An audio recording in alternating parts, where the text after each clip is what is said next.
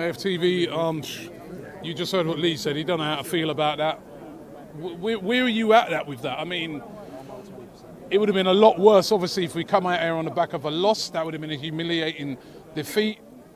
You can point at the positives and say it showed a lot of fight to come back, but then it's another drawn game. That's over the last 3 games now. That's 6 points dropped.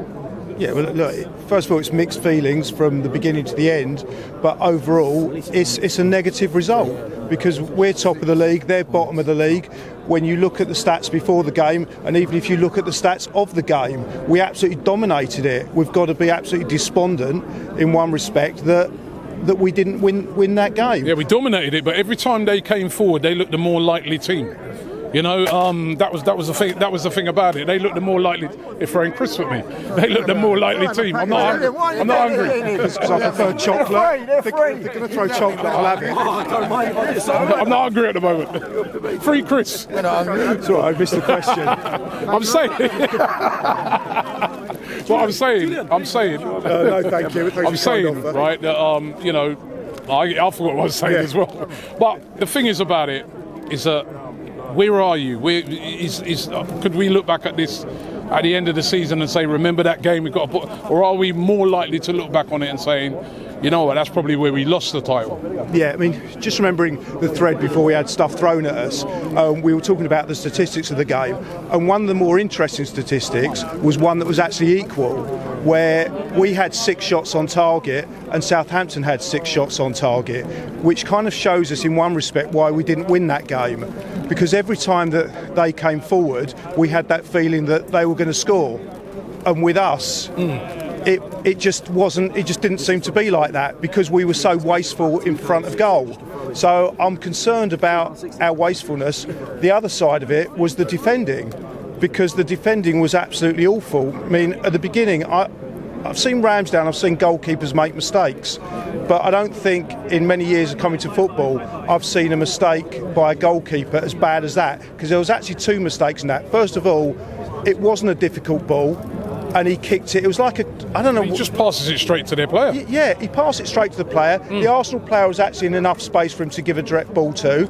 Normally, his play on the ground with his feet has been impeccable. So, of all the goalkeepers to make that mistake, I was absolutely shocked by what I saw. The second mistake from Ramsdale is after he made that mistake, he seemed to lose his head a bit, because although you said it was a good finish, when you actually look at it back, he got a hand to it. It would have been a good save, but he shouldn't have let it in.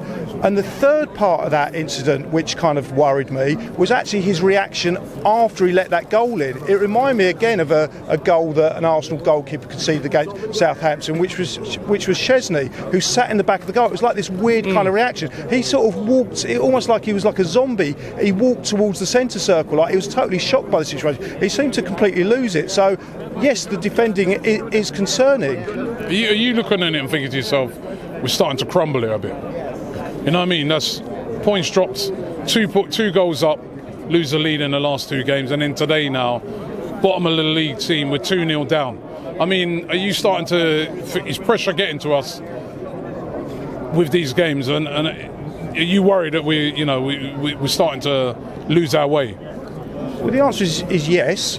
It is concerning, but then let's look at the positives, which was how we reacted when everyone seemed to be writing them off. And at the end, the most shocking thing for me was we actually didn't get the 4-3 win at the end, because when we got back to 3-3, it was almost like destiny that we still had 7-8 minutes to go and added time that we didn't actually get the win. So yeah, it is concerning, but I always look for motivation, and I look for strength, and I look for the positives. And I think there was a quote by Arsene Wenger that said that the harder the dream, the more impossible the dream, the greater the motivation. And the dream now, and it is a dream because we've all been dreaming about this for those of us that have been alive more than 19 years, for us to win the league. And that dream seems to have been taken away from us in some respects, and everyone's been writing us off. But now the dream is harder because we do have to go to City, we do have to win. But I've been there before, I've seen it. I saw it and I've gone back to 88, 89 season so many times. But Derby, yeah, I mean, there was 2 aspects. There was Derby were bottom of the league and we lost to Derby. and then it put us in the position that we then drew at home to a Wimbledon side that had nothing to play for, and it is so reminiscent of that. But what happened is people wrote us off, and all we had to do was go and win at Anfield by 2 clear goals. Now, we don't have to go to the City Ground and win by 2 clear goals. We only have to win by 1 goal.